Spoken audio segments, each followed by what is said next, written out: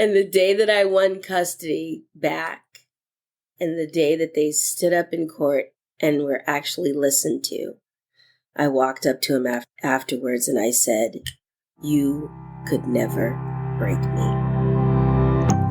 Ever feel like you suck at this job? Motherhood, I mean. Have too much anxiety and not enough patience? Too much yelling, not enough play? There's no manual, no village, no guarantees.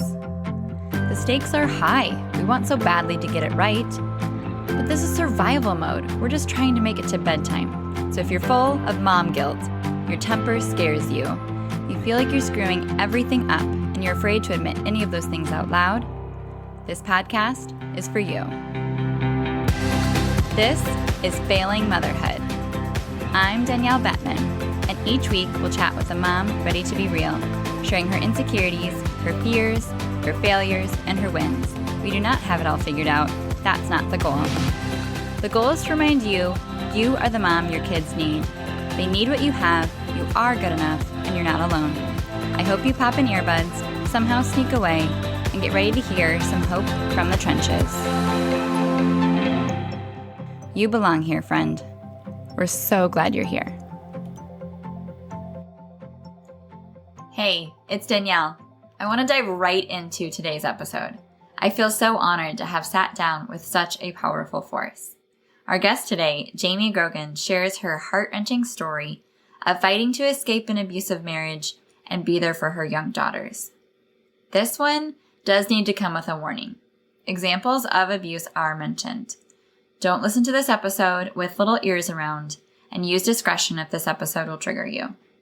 I really hope that you'll take the time to stick through this episode all the way, though, because Jamie has incredible perspective on overcoming trauma, healing our wounds, fixing our court systems, and fighting for justice. And her story needs to be heard. So without further ado, I'll let Jamie take it from here. Thanks for being here and taking the time to listen, friend. We're so much better together, and we need each other more than ever. Welcome to Failing Motherhood. My name is Danielle Bettman, and on today's episode, I'm joined by a mom of 2 daughters in the Air Force. She's a lover of huskies and a peace and patience seeker. Her name is Jamie Grogan, and in her day job, she tackles consistent content creation, but today she's here to share her own story. Welcome, Jamie. Thank you, Danielle, for having me. I appreciate it. Oh, I'm so excited to have you on the show today. You said you're an open book, so we are going to turn pages today. I love it. I love it. No shame in my game. Good. That's why we're here. Breaking down stigmas, making sure that we don't feel so alone. Yeah, yes. That's right. So have you ever felt like you were failing motherhood? Oh, gosh, so many times. I can't even count. When my oldest daughter was 1 year old, on her first birthday, we went to the OBGYN for me to get my second Depo-Provera shot and to wean off completely from breastfeeding. And of course, they're like, well, we have to do a pregnancy test just in case, blah, blah, blah, And sure enough, I was pregnant. And both girls were conceived on birth control. Oh, my goodness. Both of my daughters. So I literally went home that day and said, I have no idea what I'm going to do. This is the most terrible news that could possibly have befallen me right now. And even to think that way about pregnancy, when I know there's so many women that struggle with infertility and stuff, it makes me sad. But in the circumstances that I was in a very abusive relationship, married to someone who was cruel, not just mean. He was cruel. And then to be pregnant again by him, I just was at the end of my rope. And that's the duration of the pregnancy. That's where I was the entire pregnancy. And she, to this day, struggles with anxiety and depression and suicidal ideation. And I carry a lot of guilt for that. However, therapists and, that I've talked to over the years about it have always said to me that they believe that nature out, that nurture versus nature debate that we all have, that they believe that nature is most important. Nurture is most important. Nature is, what you come here with, but then you're nurtured and molded into, the human being that you eventually become. But it is something that I struggled with. And so that's probably the very first time that I felt like I was failing completely. Yeah. I'm like, I was trying to be on birth control and I didn't want to, and it's still, but God had a plan. It just wasn't my plan. Oh, my goodness. So you have a 1-year-old and now you're expecting your second and you're in an abusive relationship. Yes, ma'am. Where did you go from there? So, okay, let's see. I actually was really, really hell-bent on making my marriage work because I felt like these kids deserve to have their father in their life because I didn't have my father in my life. And so I was really trying to, even if it was just co-parenting, to keep them in his life. But as you all know, we as moms cannot make dads have a relationship with their kids. It has to be in the forefront of their minds. And if it's not, there's really nothing that you can do. And don't put it on yourself. In my opinion, don't put it on yourself to try to make up for the dad not being there. You just be the best mom that you can be. Because I believe, and I said this in my live the other night, that you are uniquely qualified to be a mom to your children. Yeah. And if you really step into that and embrace the fact that you are uniquely qualified, no one else, you are uniquely qualified. And you can look back at your life at the lessons and that, the trials and tribulations and the mountains that we were supposed to climb and not carry. If you can look back at that and see all of your successes and all of the miles that you've walked to get to where you are, you'll know that you are uniquely qualified. Yes. So from there, I moved up. We were in Louisiana. I moved to New Hampshire. We tried to make it work, split up 3-4 times. And then he almost killed me. He choked me into unconsciousness. Oh my gosh. And I left him that next morning. After he went to work, I, did everything I was supposed to do. I filed the temporary restraining order. It was granted. Went to the domestic violence shelter. They were full. So they put me up in a hotel. And they were like, we can only do this for 2 days. So you kind of need to figure something out. And I was, I was originally from Southern California. So what would you do? Yeah. I went home. I drove across country with my 4-year-old and 6-year-old. And we got there. The next day I went to the courthouse and tried to file a temporary restraining order in California. Well, while I was driving, the lawyers for my ex-husband had an expedited hearing. What? So I wasn't there. So it got thrown out.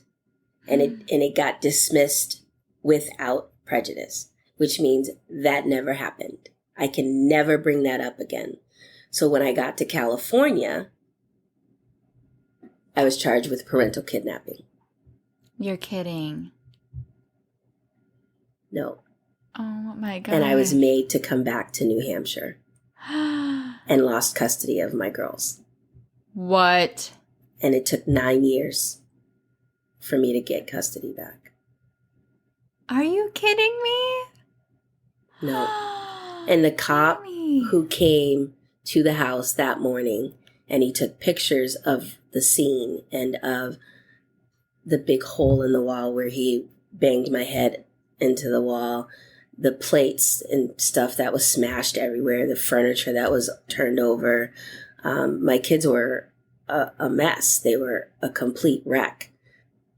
And that cop came to the hearing where they took my kids. But because it was in the court's eyes, never happened, they wouldn't even listen to him. Yeah. So it took me 9 years of battling and mediation and guardian ad litems and all kinds of concessions. And for those 9 years, I only saw my daughters every other weekend. Are you kidding? Mm-mm. No. And it's one of the most painful periods of time in my life because my daughters would just beg and scream and cry not to go back because he was an abusive alcoholic.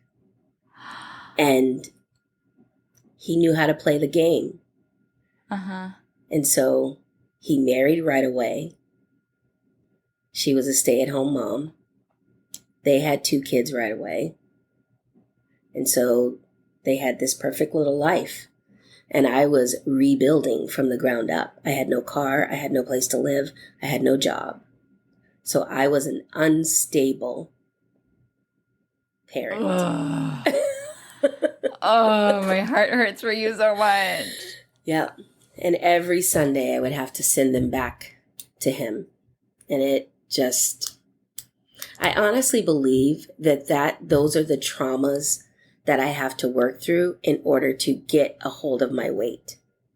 Because when I talk about it and I can feel like it rises in my throat and my heart just beats out of my chest.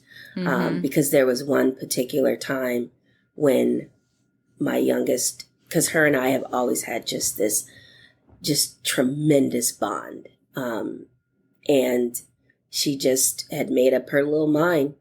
She was 7 years old and she's like, I'm not going back. Can't make me. And she literally crawled as far underneath the passenger seat as she could get. And she held on to the little bar of the car. And I'm trying to coax her out, and I'm like, Shelby, we're working on this, it's going to change soon. It's going to change. And she was the one that was screaming every time somebody would listen. I want to be with my mom. I want to be with my mom. And so she got it the worst at his house. Wouldn't feed her, put her in the closet, make her stand outside with no shoes on, just all kinds of, when I say cruel, that's what I mean. Because she wouldn't call her stepmom mom. And so they tortured her because of that. And all kinds of other things. Just, they cut her hair really short. She's got this long, beautiful, curly hair, and she did not want it cut. And she said to me after I saw her, she's like, I just kept telling them no, no, no. And I was putting my hands up and they cut it anyways.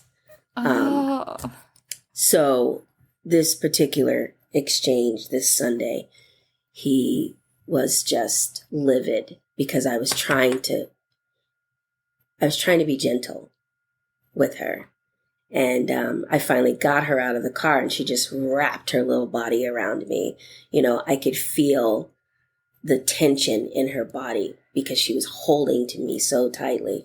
And so I'm talking to her and I'm rubbing her back. And he comes up to me and he said, enough is enough. And he went and spit in my face. What? And I'm just standing there like I was like a deer in the headlights because I was like, I couldn't comprehend what just happened. And then he took his fist and he punched me in the stomach and ripped her out of my arms. Oh my god. So from around her torso, he just ripped her and she just wailed. And I stood there and I could feel my knees starting to really feel like jelly. And I was like saying to myself, I just have to stand until she can't see me because I didn't want her to see me fall. I was already doubled over. Oh my gosh. And I literally listened as he drove away, and she was screaming for me. Oh. And I fell to my knees and I said, I don't want to be here anymore. This, I just was like, I can't do it. Can't do it. Yeah. No, you can't take that trauma. Your mom heart. Oh my gosh. I was crushed. And it was a week later that I met my husband. Oh, really? And if it wasn't for him, I know that I would not be here. I know that I would not be here. Because that night, I started plotting their death. Because I was like, anything is better than this. Mm-hmm. And if I have to go to jail to free them, then that's what I'll do. I was like, okay. And I literally started doing research. I started figuring out how I was going to buy a gun. And I was done. I was like, I will rock the hell out of that orange jumpsuit. Mm-hmm. Oh, I 100% can see that. I am like on your team. Oh my gosh. I feel sick just even hearing that, but living that, I literally cannot fathom the pain. Yeah. It was, and that night that happened, I remember the front door to my apartment. I was on the second floor, so the front door was on the first floor, and there was a flight of stairs up to my apartment. And I remember opening the door, closing the door, and just falling to my knees. And I can remember I had my hand, and and I don't know, it's so funny to actually remember the details. Not funny, haha, but funny how your mind works. And I remember having my hand on the wall, and I was on my knees facing the wall, and I had my hand on the wall. And I can remember this feeling of tearing, like a feeling of separation. Mm. Like there was this feeling of, I don't give a fuck. Mm-hmm. And if I had had the means, if I had had a gun, I would have killed them that night. I would have. I know I would have. And somehow I fell asleep in that position. Wow. And what woke me up was the numbness in my legs because of the way that I was sitting. Yeah. And I remember saying to myself, okay, I've got to get up. And so I did my grounding techniques that I had just learned, like, I think 3 days before this. And so I started with my hand, and I felt the fingertips, and I felt the wall, and I felt my palm, and I went all the way up my arm and down and, through to my toes, and I was able to stand up. But I literally crawled up the stairs. Crawled, because I could not upright myself. And I crawled up the stairs. I crawled into my room and onto my bed, and I stayed there for 2 days. I stayed there for 2 days because I was just broken. I was just broken. I could not get her voice and her crying and her screaming for me out of my head. I could not get it out of my head. As a mom? Yeah. So yes, I definitely felt like a failure. So I knew that I needed help at that point. It was either take matters into my own hands or get the help that I needed to get through this so that they can get through it. Mm-hmm. And that's when I started therapy. And then a week later, I met my now husband. I can't believe that you even had hope enough and energy enough to seek that out at that moment. Well, my mom kept telling me, Jamie, just come home. Just come home. You can't keep doing this to yourself. You just got to come home. And I told her, how am I ever going to look them in the face if I leave them? Yeah. How? How would I? I mean, it's hellacious for me, but can you imagine to have the only oasis in your life disappear? Yeah. Because I would have been, they would have said I abandoned them and I wouldn't see them until they were 18, Mm-hmm. you know? And as awful and traumatic as it was for me, I couldn't imagine what they were going through, you know? Because Shelby, my little one, she is my mini me. She walks like me. She talks like me. She looks just like me. So that would have crushed her spirit if I left her there. Yeah. So, and that's where I found that strength that you're talking about. Because I thought my dad made the other choice. My mother was brutal to be around, right? Mm-hmm.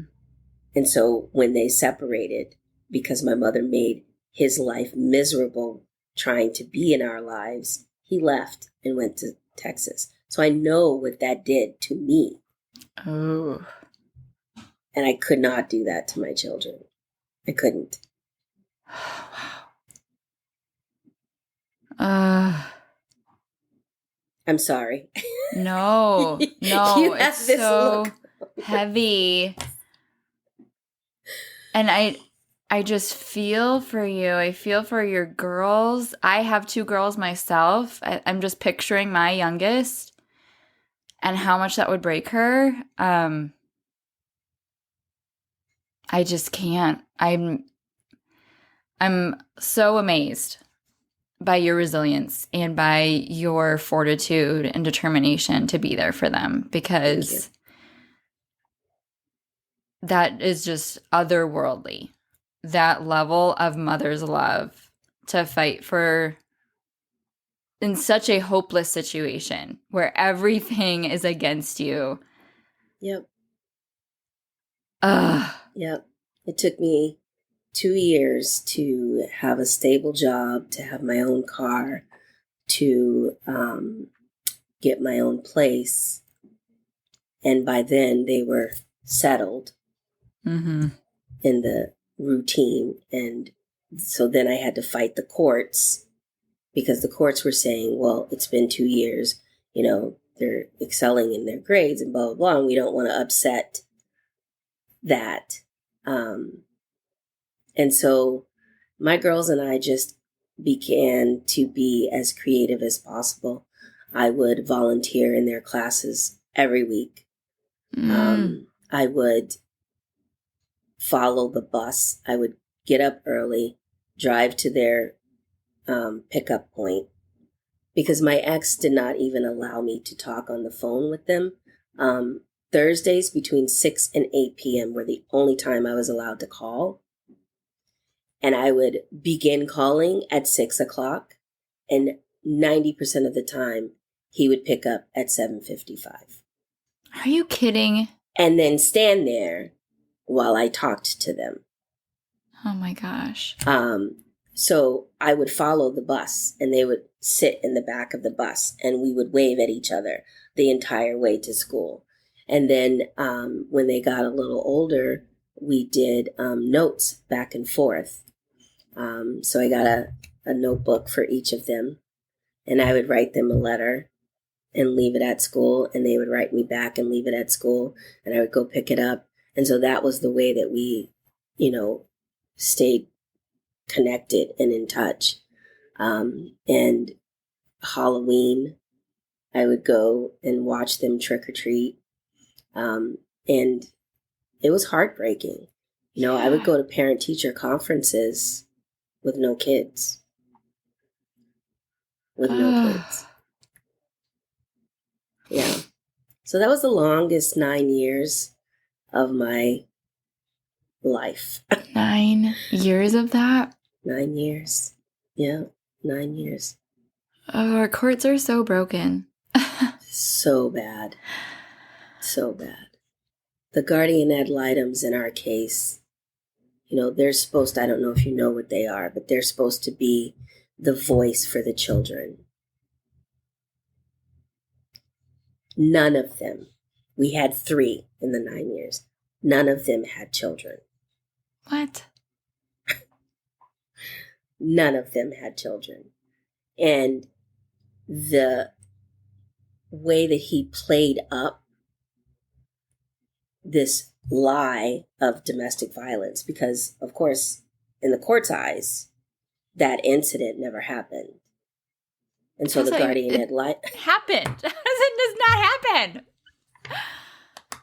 That makes no sense. So the guardian ad litems looked at me as like I was a crazy, bitter, lying ex-wife.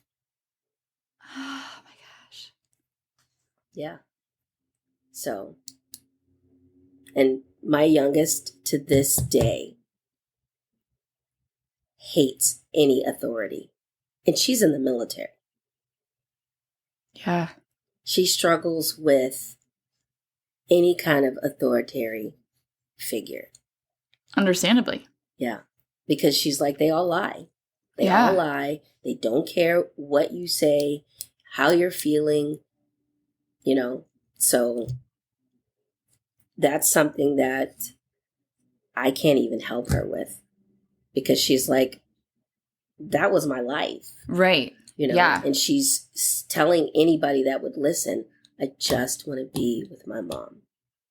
And when they finally listened to them, she was 14. Wow. Yeah. Because she was 4 when I left my ex. Oh my gosh. Yeah.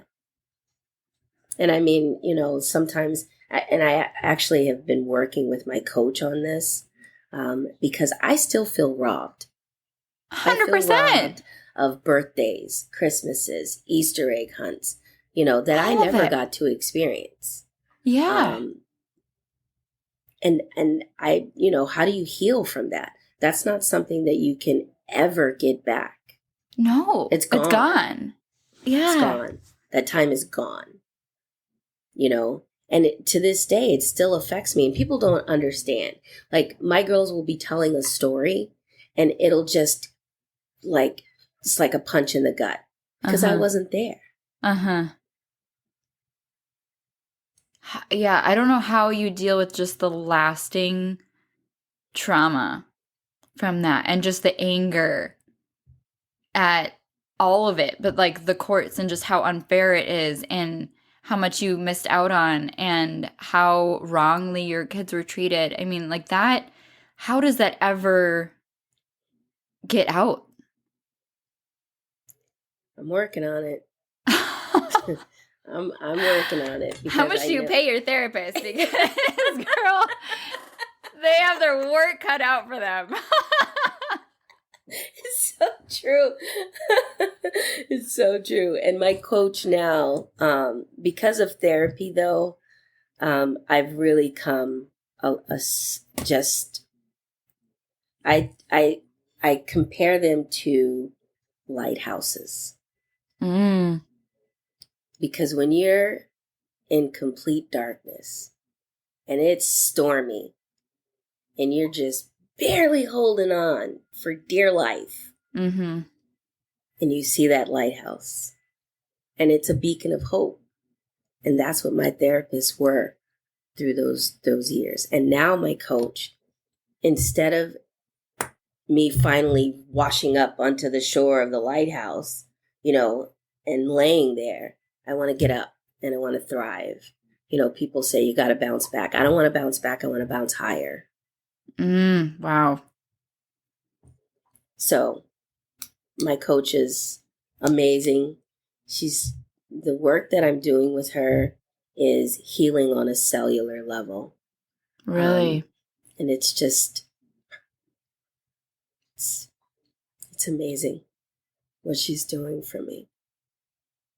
Because you have every right to basically just give up and spend the rest of your life loathing what could have been and just being so hurt. and like never being able to, and just being so overrun by that hopelessness. And you're finding the energy to not only thrive in the life that you still have, but overcome it in a way that is even more powerful and bounce higher. That's right.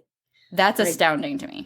I'm going to try to say this without crying, but my grandmother said, if you let him steal your joy, he's won. Mm. And I can't let him steal my joy. Can't let anyone steal my joy, but him most of all. Yeah. But he did such a darn good job at it. I mean, you gotta give him that. He really tried. And the day that I won custody back, and the day that they stood up in court and were actually listened to, I walked up to him afterwards and I said, you could never break me. Wow. You're a badass.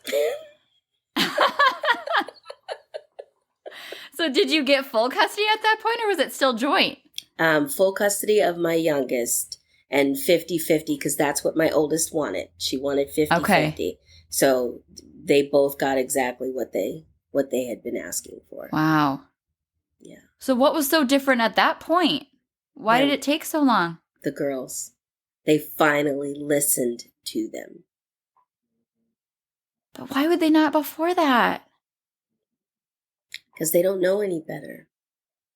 Oh my gosh. They're sad. I can't even tell you how many times I was told that because I'm sad, that makes them sad. What? Which makes them feel sorry for me and want to be with me. Not because it's the healthiest thing for them, but because they feel sorry for me. That is not how kids work. No. I'm sorry, no. That is not how that works. Yeah. 3 guardian ad litems that none of them had kids. Oh, that makes me so mad.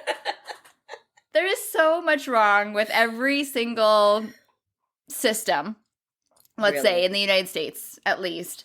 Yeah. But that one, oh boy. Yeah, the courts really need to just be dismantled. I know that's not going to happen. And it's funny because I was on a collaboration call and I said the thing that we can do right, excuse my French, but right fucking now, what we can do to change the way that things work, the jury should not be able to see the defendant. Think about the change that would make. If the jury doesn't know if it's a black man or a white man, if they aren't looking at him and making assumptions, because that's what we as human beings do. We're so biased, yeah. We judge and we make assumptions. So put up a thing so that they can't see the defendant.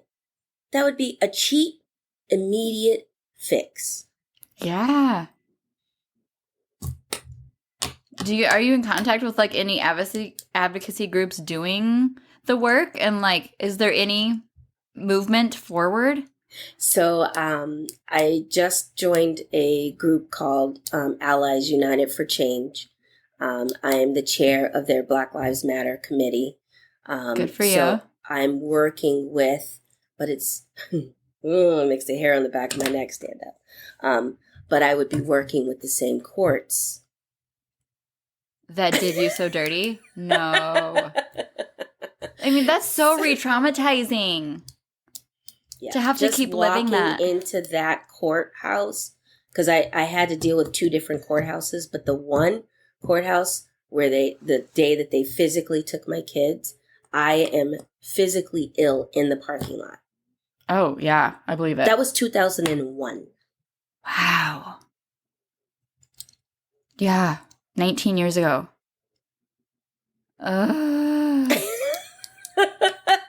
So I've started writing letters and proposals and things like that and submitting it that way because I just Mm-hmm. I've done a lot of work, but I'm not there yet. I'm not able to, like the judge, Tina Naidu, who took my kids. Like, if I ever saw her in the grocery store, I don't know what I would do. Mm-hmm. And my first thought Yeah. would, do I have bail money? Great That would question. be my first thought. Yeah, because you're human. I mean, yeah. Yeah, you're a hurt human being, and hurt people. That's which, right. I mean, That's we right. see that play out on a daily basis. All the time. I am just so, my soapbox is research shows $1 invested in the early years of a child's life pays off 7 times. Yep. And to all the other too little, too late solutions. But no one will listen to that. Oh my gosh. No one is listening. Ugh. And I feel like just, Because if we actually listened to that and spent our money where it mattered most and cared about how kids are being raised and if their needs are being met, just deep foundational needs of safety and love and belonging, we would have a completely different generation Absolutely. being raised. Absolutely. Have you ever heard of Dr. Nadine Burke? Yes, the ACEs. Oh my gosh. Yes. So the first time I saw her TED Talk, I literally burst into tears. Oh. I was at my desk and I like I didn't even, it was like a visceral reaction. And I'm like, holy shit. Mm-hmm. This explains so much. That is your life and your me. kids' life. Yeah. Yeah. I'm like, holy crap. It's validation scientifically. A scientific validation. Yes. You know, and when people say, you have high blood pressure, just lose weight. It's not, Really? yeah, it's not that simple. It's not how that works. Yeah. No. And that's why it's taken me this long to find my coach who's going to help me heal on a cellular level. Because that's really, I just know it in my gut. I know that that's what I need. Wow. So what That's type of work not are you just- doing with her? So, she's doing a lot of tapping, Okay. EFT. Mm-hmm. She's doing much deeper Reiki. Mm-hmm. We're doing a lot of written work and shadow work and mirror work. It's tough. It's tough. Yeah. It's tiring. You know, I don't schedule anything else that day that I have my sessions with her because I am wiped out. I don't bother putting makeup on. I don't. 'Cause I know it's going to be rough, but knowing that I can heal past and future generations is just mind blowing to me. It's mind blowing. Yeah. And I just feel it in my bones that is possible. Not even possible. It will happen. It's happening. Yeah. It is happening. And that's what gets you up every day? Yeah. Yeah, for sure. Knowing that I can still make a positive difference in my kids' lives, you know, because I hold so much guilt. If I had just never went back to him that last time. Oh. If I had just never went back to him that last time. If I had had $3,000 when I was in California and they lied to me and said I had to come back because I didn't. I didn't know that until a year later. What? That they lied to me because that offense was not extraditable. Oh, are you kidding me? So if I had had $3,000 to hire a lawyer, the lawyer would have told me that. Those circumstances would eat me up inside. See? Right. The what ifs. Yeah. The what ifs, man. Whew. They're heavy. They're They heavy. are so heavy. Yeah. Yeah. It's not even comparable, but I was looking for apartments and one of the apartments like slipped through my fingers. And that night I was just ruminating all night. Like, what if I would have asked for an earlier time slot? What if I would have texted her instead of called because I didn't hear her when she said, just the what ifs were like, blah! And like, it is what it is. I didn't get the apartment. But Right. for the love, like doing that with my kids' livelihood. Oh, man. Yeah. When I was in the domestic violence shelter in San Diego, and we only had 2 days. They said I had 48 hours to get back to New Hampshire. And so that lady that ran the domestic violence shelter, she was on the phone. She was like, anything can help, because we were trying to raise money, because I had spent that morning going from lawyer to lawyer to lawyer to lawyer saying, please, please take my case. If I've got to end up on a pole to pay you, I will do that. Mm-hmm. And none of them would take my case without a retainer. Ugh. None of them would take my case. They kept saying, this is really messy. It's going to get very expensive quick. And I'm like, you're talking about my children. Yeah. You're talking about, and you're saying, as my kids are sitting here, and I'm saying to you, look, this is what they're saying. Help me. What do I do? I don't know what to do. You should never be that helpless. Never. In the freest country of the world. Yeah. Yeah. So, yeah, those what ifs definitely can do you in if you let them. Yeah. My youngest daughter is obsessed with Shel Silverstein, always has been. And he has a poem in his book, Where the Sidewalk Ends, and it's called The What Ifs. Mm. And in the poem, it talks about why the what ifs are so damaging. And I will never forget, she was like 12.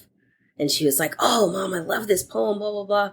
And I was like, oh, cool. She was looking for it for some project for school. And she wrote it out. And she was like, can I read it to you? Because she had to put it on poster board and, kind of do pictures representing Look at her. the poem, right? Uh-huh. And so the what ifs she made into this question mark with arms and legs. Oh, so cool. But then when she read the poem to me, I was like, hot damn. And I'm thinking, that's what I'm doing. I can't let the what ifs crawl into my ear and make a home, because that's part of the poem. Yeah. So that was one of my weird aha moments from my kids. Uh-huh. So, yeah, you can't let the what ifs in. You can't. Once you start down that path, it's a slow drain. Yeah. Because it's taking your power away. Yes, absolutely. For sure. And then you don't have the energy for the things that matter most that are in your control. I mean, I think right. The whole serenity prayer and like taking over the things you have control over, not the things you don't have control over, that there's an illusion. That's like one of my life mantras, because I've been in Al-Anon as a support group, and that is just like so truth. But it's so hard when it feels like that list is so small. Right. So like, what did you do during those 9 years? I mean, you already shared like the bus and the letters and the journals back and forth. Like, was there anything else that you found on that short list that like kept you going because it was one of the things that you had control over? My work. I really threw myself into work, at the detriment of my health. I really just, because I would work late. I got promoted often. Because essentially I didn't have kids. I didn't have, the responsibilities that other parents have to deal with, So when somebody needed to stay late, I'll stay late, So that's one of the things that I did. But the other thing that I did was really, really started to try to forgive my parents and have empathy for the things that they went through that brought them to be the people that they were. I worked a lot on that with my second therapist because there was some real trauma in their lives, which affects you as their children, So I really did that. But the other thing that I did was I tried to be as present as possible when my kids were there. Mm-hmm. My youngest, to this day, she will still crawl up in my lap and sit in my lap. I love that. When I go visit her, no matter where it is, and she's been stationed in Italy, she's been in Texas, she's now in Arizona, no matter where it is, no matter if it's been 2 weeks or 2 months since we've seen each other, because we don't go more than 3 months, she literally runs to me. Like bouncy. And she's got so much hair and it's so curly, so I can always see her. And it's so that's what I tried to do, is be present, and make sure that I wasn't thinking about Sunday at 5:00 on Saturday. Yeah. That had to be so hard. Yeah, it was very difficult. Very. I can't imagine how much value you provided for your girls by being their safe place, even if it was only every other weekend. Yeah. By staying and by being that oasis for them. Like, who knows how different things could be if you wouldn't have kept fighting. Right. For my birthday was just Sunday. And my oldest daughter, who we've had a strained relationship, because she'll tell you, my dad made me choose, and I chose the easy option, which was him. That's heartbreaking. Because she couldn't do what Shelby did, what my youngest did. Yeah. So she gave me a birthday card, and it says, "Mom, all my life I've watched you make things happen, make a difference, and make the world better. The way you've given your energy, your time, and your heart to the things that matter most to you has shown me how it's possible for me to do the same." Wow. That's amazing to hear from your baby. From her especially. Oh my gosh. Did you cry like a baby when you read it? I did it in front of her because she's really reserved. But as soon as I got in my gut, yeah, that ugly sobbing cry where you're like looking around and you still can't stop.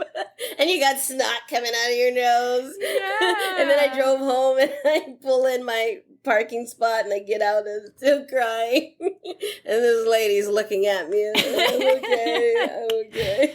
Don't worry about me. Yeah. That's such a full circle moment, though. So fulfilling. Yeah. Yeah. Wow. But I do think about that Jamie that was sitting at the bottom of the stairs and passed out from emotional exhaustion. And I wish that I could just go back to that moment and just hug myself. Yeah. And just say, it really is going to be okay. Yeah. Because you'd have never believed it at that point. Never in a million years. Yeah. I would have said, you're a lie. Right.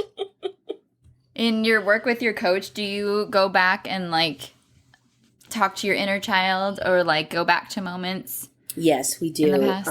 The first session that she did of where each traumatic thing that happened in my childhood, and the lady brings out the baby and the lady brings out the 3-year-old and the lady, all of the ages where you felt like if someone said to you, what's one of the most traumatic, what age were you?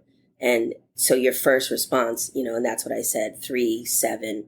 And then and so she does this amazing technique, and I'm getting goosebumps, where you see that yourself at that age. So you do 3-year-old, and the 3-year-old is brought down by this old woman, and the 7-year-old, and then you're saying to that 3-year-old and the 7-year-old and the 12-year-old, I love and accept you completely, and you are exactly who you're supposed to be. And you say that to every age. Wow. And so we got through my childhood session before. And this session is the adult from 17 to... So, wow. Yeah. That's powerful. Yeah. Oh, my gosh. And I stopped being able to see the face of the little girl at 7. And it was really freaking me out. And so after the meditation and when I came out of it and I was talking to her about it, she was like, She was like, that's, she said, I've never heard of anybody not being able to see the face. And then I know that we're short on time. But then I told her a story and she was like, oh, okay, well, now I get it. Now I see why you couldn't see her face. She was like, you weren't a person after 7 years old. You were a possession. Oh. Because children are seen and not heard. Yeah. Oh, that's so damaging. Yes. So if you can hold true to the fact that you are still the mom for your daughters through all of that, then every mom should be able to claim that truth for themselves. Abso-frickin-lutely. Yes. There are no accidents when it comes to motherhood, in my opinion. So if you are a grandmother raising a grandson, if you are a mom of an adopted child, if you call yourself mom, then you are uniquely qualified to be just that. Yes. And if we can preach that from the rooftops, then I feel like moms can embrace that and be that and fight for their kids and be the fierce mama bear advocate they need no matter what life throws at them. And that's what we're here to do and be. But we have to be healed ourselves too. Exactly. You got to start asking the right questions to get the right answers. What do you mean by that? So I was asking, why me? Why is this happening? What did I do wrong? Why doesn't this work out? Instead of asking, how can I help this situation? What is in my power to do? The keys to your own happiness are in your pocket. Oof. Nobody else's pocket. So you have to embrace everything that's going on, because this is going to be a tough one. You recreate the environment in which you are the most comfortable. This is so true. So true. So if you look around at your life and you're like, this shit sucks. You did it. And you have to own that. And once you own it, then you can begin to look around and say, okay, how can I change that? I can change my reaction. I can change my focus. Then you have the power. All the power is now in your hands. Yes. So for me, especially, I was so stuck in that victim mentality. So understandably. Right. Absolutely. But for all that time, I felt like I had no power. I felt like life was happening to me.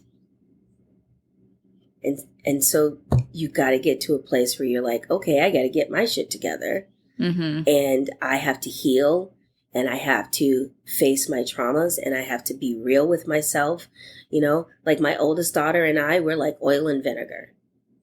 And when I won custody back, oh my good God, I remember thinking, what the hell was I fighting for? Because you're a little... And I'd like to slap you upside the head sometimes. Right? Because she was 15. Yeah. So she knew everything. I couldn't tell her anything, you know.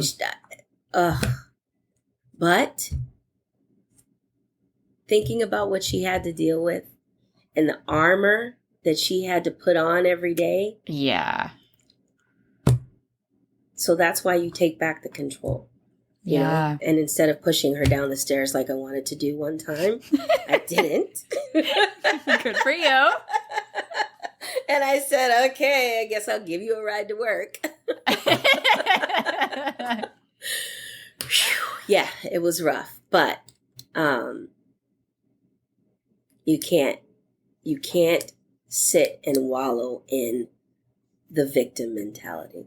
You just can't, because you cannot thrive there. All you can do is wallow. Yeah. You know, so you recreate the environment that you're the most comfortable in. Yeah. And the whatever that is what you were grown up in. Absolutely. The emotional climate that was your home environment in your childhood is what your brain was programmed to believe is the most familiar. Safe. Yeah, even if it was unsafe, that's what your brain interpreted was the definition of safe. So whatever we're familiar with is what we're going to keep going back to because that seems to be the path of least resistance. Exactly. And it doesn't make conscious sense, but that's how our brains work. Yes. And knowing that then allows us to not take that personally and say like, well, I'm just a screw up of a person then, because it wasn't in your control then. You were in an environment that was outside your control. So of course that's what your brain did to cope and create safety mechanisms to get you through. Right.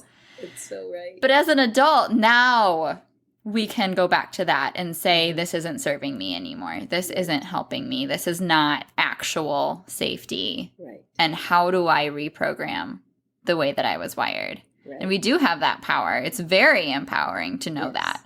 Yes. And for me, the really empowering part of it was, okay, this is really, really, really uncomfortable. It's really uncomfortable. That's a good thing. That's a good thing. Because when my ex-husband would drive up the driveway and I would hear his car and the knot in my stomach would just build and build. And then I'm looking around, scanning, trying to make sure this was in place, that was in place. You know, the girls are being quiet, blah, blah, blah, you know, and walking around on eggshells when he comes in the door. That was comfortable because that's what I knew. That's what you did growing up. Exactly. So then when I got out of that relationship and I got into a completely loving relationship, I was always uncomfortable.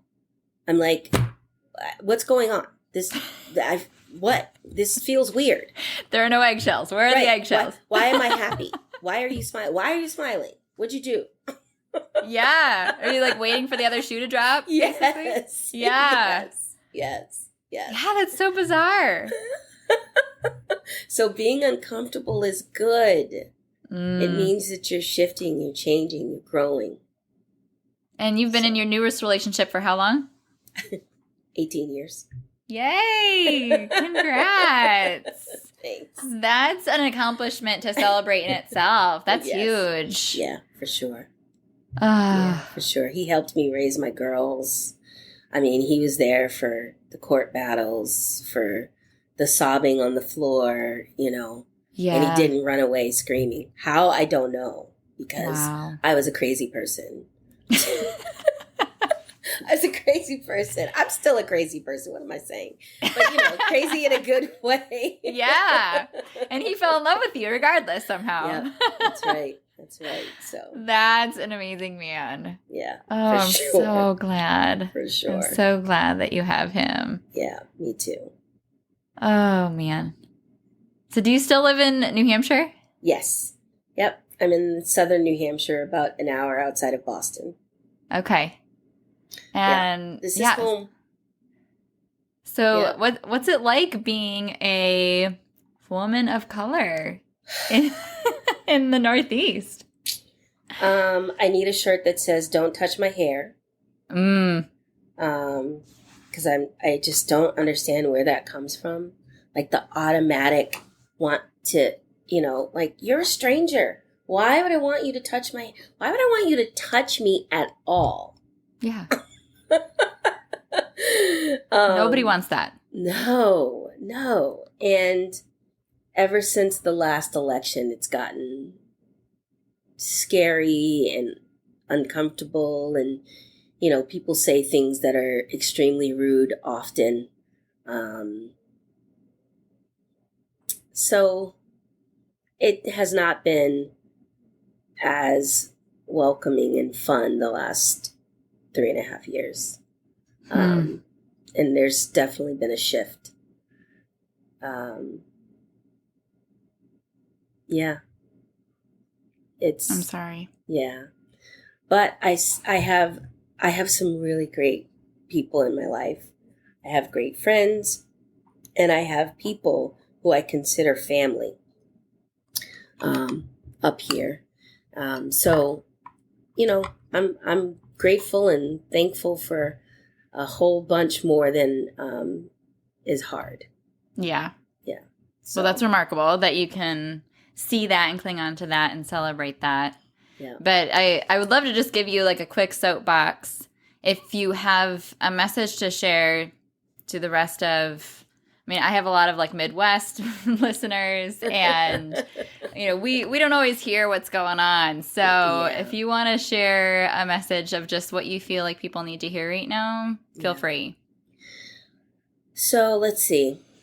As far as social topics go,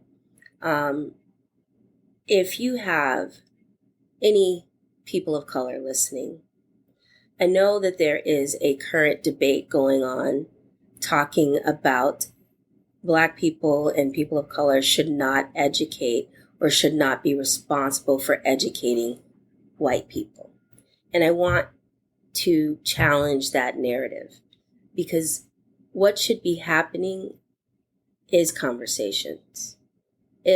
Those hard topics, those uncomfortable questions, those need to be brought to light.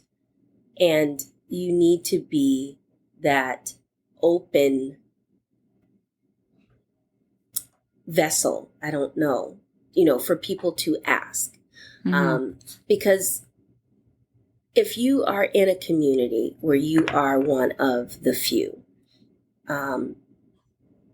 it really is up to you to change that community and to be the catalyst for change. So just a quick story. I was in the grocery store once, and I had stuff in my left hand and my right hand was just down by my side. And the next thing I know, I feel this little hand in my hand, and I look down, and this little girl had her hand in my hand and was rubbing her thumb on my skin. And I just looked down at her and I said, "Well, hello." And she looked up at me and she said, "It's so pretty." And she's talking about my skin. And I was like, "Oh, thank you." I said, "But your skin is pretty too." And you have to be ready and open for those type of situations. Yeah. On both sides, Yeah. Her mother could have ran up and said, "Oh my gosh, don't touch her," but she didn't. She stood right where she was, looked at me, I looked at her mom, we smiled. There's this understanding of innocence, right? If someone comes to you and asks you a question with malice in their heart, you're going to know. Right. And you can choose not to engage in that conversation.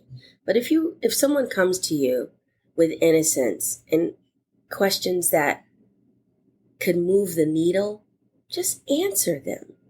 And if you don't have somebody in your life, if you're listening to this and you don't have anybody in your life that you feel comfortable doing that with, please message me, because I am happy to have you ask questions, hard questions, and because it's crucial that happens. It really is. It's so important. Yeah. And so that's really all that I want to encourage people to be open and honest and, come together with no judgment and no shame and no assumptions, Mm-hmm. That's Yeah.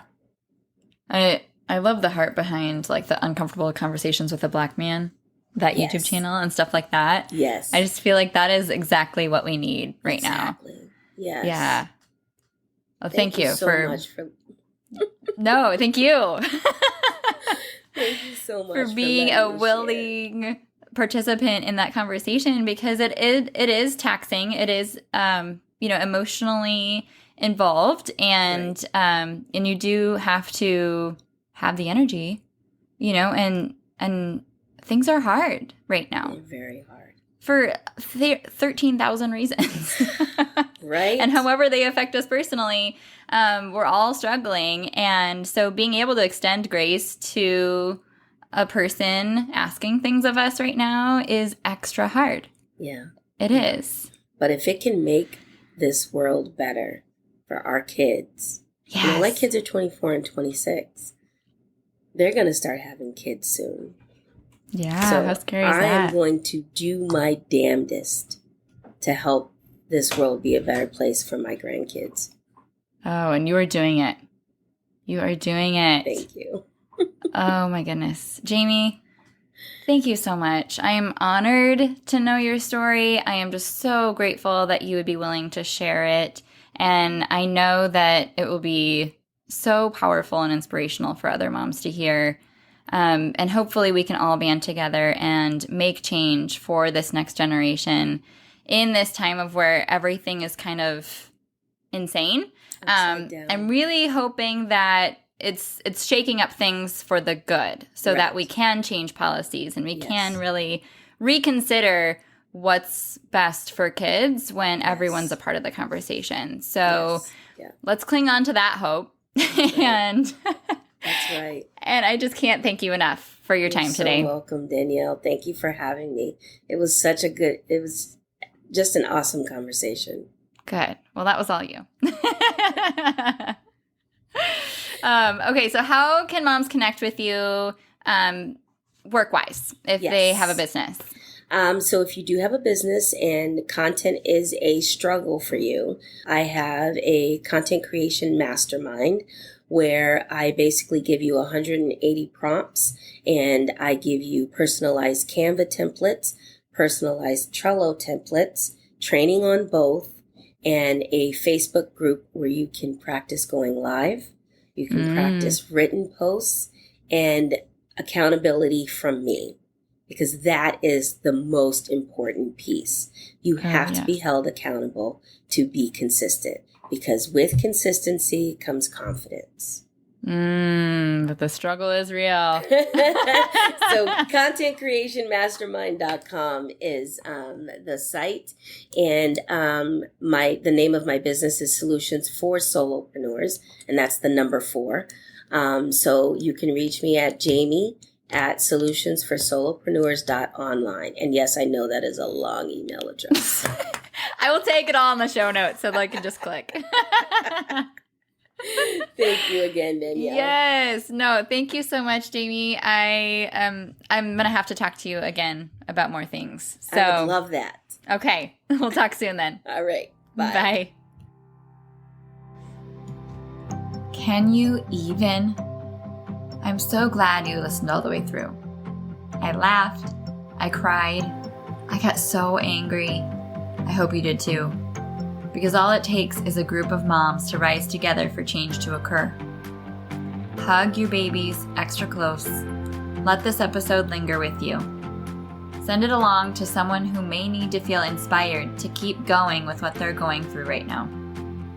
As always, reach out if you need help. The domestic abuse hotline is listed in the show notes. There is always hope. Thanks for coming on this journey with me. I believe in you, and I'm cheering you on.